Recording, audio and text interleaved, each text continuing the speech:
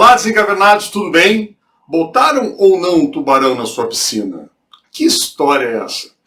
Eu sou o Sadi do Papo de Caverna e depois da vinheta nós vamos conversar sobre isso.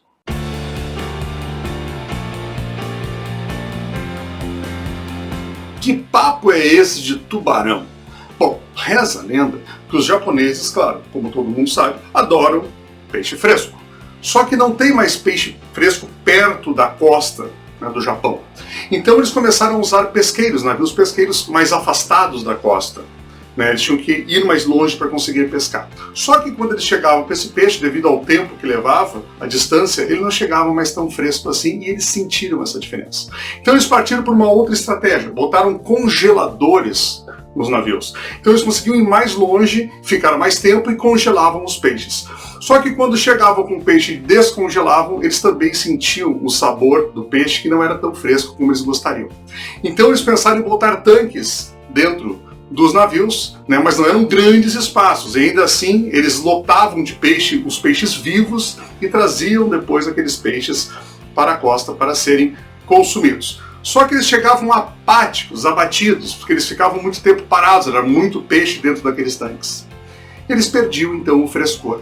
Qual foi então a última solução que eles tentaram? Botaram um filhote de tubarão dentro de cada tanque. O que aconteceu com isso? Os peixes começaram a chegar muito vivos e muito ativos, né, na costa. Por que acontecia isso com eles? Porque, em tese, eles estavam sendo desafiados. Bom, pessoal, o que a história do tubarão tem a ver com o assunto de hoje? Nós vamos falar hoje dos MP3. São 4 categorias de profissionais: músicos, professores, psicólogos e psiquiatras. MP3, pegaram o link? Não, o negócio é o seguinte. O que isso tem a ver com a história do tubarão? Tem a ver o seguinte, o coronavírus chegou, a quarentena, o online, como se fosse um tubarão na piscina desses profissionais, dessas categorias de profissionais. Como foi o impacto de tudo isso na rotina, no dia a dia de cada um deles? Vamos avaliar então caso a caso agora. Pegando o caso dos músicos antifrágeis, né? O que acontece com os músicos? A questão de renda deles principal são shows. E com a questão da quarentena, tudo isso que está acontecendo, os shows foram cancelados. O problema são as contas, né? As contas continuaram batendo na porta desses profissionais. Então começaram o que a gente já está acostumando agora mais, né? A questão das lives, né? Com os profissionais colocando os dados da sua conta corrente nas lives, as pessoas contribuindo, né, de forma espontânea. A questão de gravações de músicas, montando canais no YouTube que não existiam até então, questão de shows privê, né, negociando valores com grupos específicos, famílias, fazendo shows daí particulares, podendo interagir com o músico, né. Eu tenho, por exemplo, um amigo que é DJ e a esposa dele toca violino, então eles juntaram seus talentos para pessoas contratando shows e fazendo lives também, dos dois misturando essa questão de música eletrônica e a questão do violino, certo? Com rock and roll também, coisa muito bacana. Pessoas desconhecidas ganhando espaço na mídia que antes não tinham, na mídia tradicional, sendo até convidadas para rádio, televisão. Né? A questão do Dia dos Namorados, né? 12 de junho agora, as músicas especiais dos casais sendo encomendadas, digamos assim, para os músicos fazerem, né? Músicas autorais de pessoas que criaram letras, os músicos negociando um valor para transformar isso, materializando isso numa música, botando instrumentos, vocal, clubes de fãs, né, através de sorteios de lives exclusivas, poder dizer quais são as próximas músicas que vão tocar nas próximas lives para aqueles que contribuem espontaneamente, né, com valores para auxiliar os artistas, e também a questão de músicas requentadas, digamos assim. Né? Os artistas estão pegando muito o histórico deles com músicas, gravações e colocando isso em redes sociais, por exemplo no Facebook, no YouTube, como se fosse uma espécie de currículo Lattes musical. Então esse movimento é muito bacana com os músicos que está acontecendo e é o exemplo mais típico de antifragilidade. Bem, agora vamos falar da escola em casa. É o primeiro P do MP3. Nessa categoria eu me incluo, eu sou professor, certo? E a rotina foi completamente modificada dos professores com o advento do online, certo? Então, primeira coisa foi a questão da intimidade, não somente dos professores, como dos alunos, a intimidade revelada. Né? Os cômodos da casa, os pets, os filhos, aquela coisa toda, começou a aparecer para todo mundo ver. certo? Então, ao invés daquela sala de aula tradicional que nós temos, né, isso deu lugar às câmeras e microfones, né, foram substituídas, então, as salas de aula por esses equipamentos eletrônicos, certo? Coisas interessantes também já têm acontecido, por exemplo, formaturas por videoconferência. Houve toda uma adaptação agora, então, do dia a dia de uma instituição de ensino para essa nova realidade do online. Uma coisa que me chama a atenção, conversando até com alguns amigos, e eu estou passando por isso, apesar de ser professor, eu dou mais aula para nível superior, né? A questão da valorização dos professores, principalmente do ensino fundamental, né? E um médio também, digamos. Por quê? Eu tenho um filho de 10 anos, vai fazer 11 agora, em setembro, e eu estou dando aula para ele também, né? Os pais agora estão meio que dando aula também. Um aluno que é o meu filho, e eu sou professor ainda, certo? Eu já vi a dificuldade que é auxiliar em alguns momentos, algumas matérias, em algumas situações. Então o cara fica imaginando, agora imagina a pessoa com 25, 30, essa faixa de 10, 11, 12 anos, trabalhando dentro de uma sala de aula. Tem que ser muito bom, muito competente, né? Então as pessoas estão começando a se dar conta da valorização do professor nesse sentido, né? O quão especial é essa profissão. Tudo isso que aconteceu exigiu uma curva de aprendizagem muito rápida, principalmente em relação a novas ferramentas. Google Meeting, né?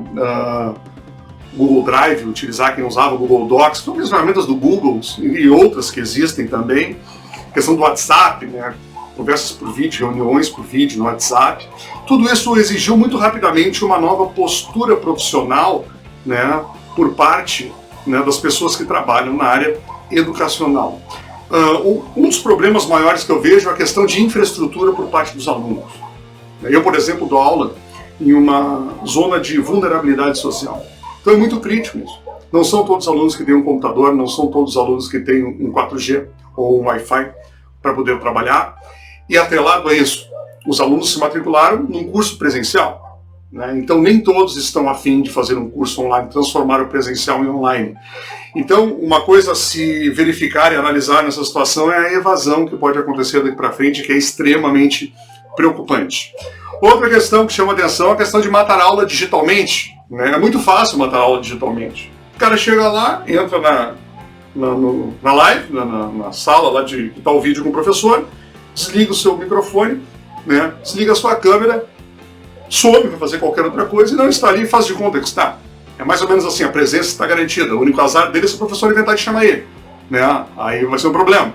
Mas se isso não acontecer, está valendo. Então isso é uma outra questão a ser analisada também daqui para frente, como é que vamos fazer com esse tipo de situação, né?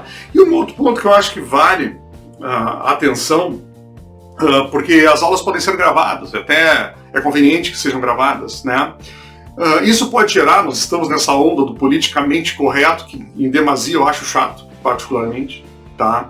Que as pessoas muitas vezes podem pegar uma coisa dita fora do contexto, né, descontextualizada, isoladamente, e transformar isso numa outra conotação, num outro significado, certo? Na onda mais ou menos que a gente fala dos fake news aí, né? Agora tá todo mundo enlouquecendo com esse negócio de fake news, né? E por falar em enlouquecendo, nós vamos entrar agora nos 2 P's finais.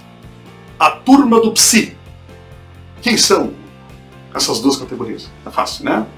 Psicólogos e psiquiatras. O pessoal da saúde mental. A grosso modo, podemos dizer que o psiquiatra trabalha com o hardware mental e o psicólogo trabalha com o software mental. Então aquela coisa toda que para se deslocar até o psicólogo, eu tenho que pegar fila de ônibus, lotação, ou tenho que pegar meu carro, pegar trânsito, estresse, engarrafamento, pagar estacionamento, achar lugar para estacionar o carro, chegar na sala de espera, ficar esperando, às vezes pouco, às vezes muito, né? Tudo isso agora faz parte de um mundo offline que está sendo substituído, conforme a gente falou antes, pelo online, né? Então, por exemplo, se a gente pegar as receitas dos psiquiatras, bom, tem que pegar a receita, ok, beleza. Como é que eu vou fazer a receita? Tem que ir no consultório, não precisa, né? Os caras fazem hoje a receita, vão no conselho regional, cadastram a receita lá para o paciente, encaminham por e-mail, o paciente chega com um e-mail na farmácia, mostra, encaminha o e-mail para a farmácia e sai com o seu remédio, né? Ou seja, as soluções estão à disposição aí para esse novo cenário, esse novo contexto, certo?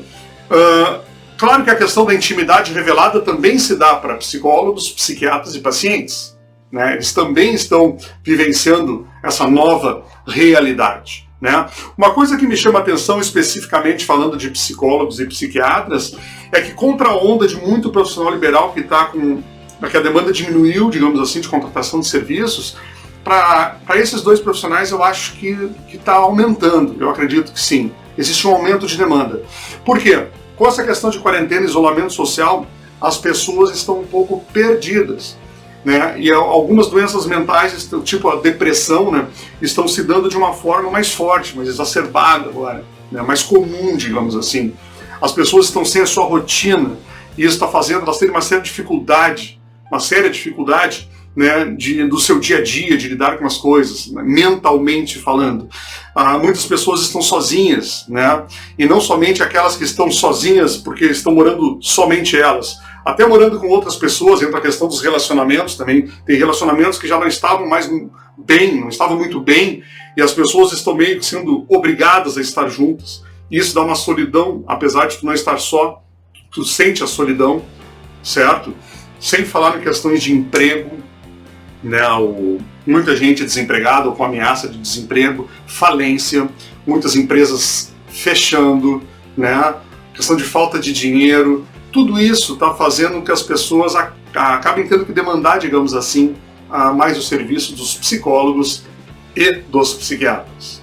Bem, pessoal, então o desafio está posto.